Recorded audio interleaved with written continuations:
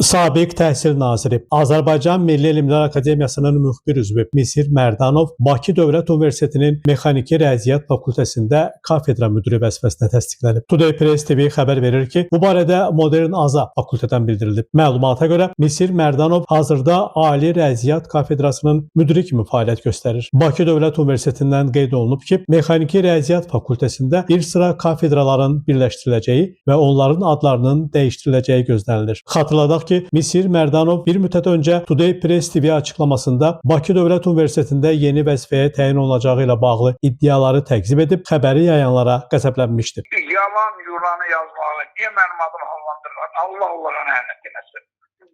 Yalandır deməli. Əlbəttə yalan. Qoysunlar yaşayaq da bölürüz.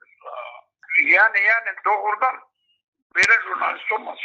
Bilmədiyin şey niyə yazırsan? Onu da qeyd edək ki, bundan öncə kafedra müdiri postunda Prezident Administrasiyasının sabiq rəhbəri Ramiz Mehdiyevin həyat yoldaşı Qalina Mehdiyeva olub. Namiq Abbasov, Today Press TV.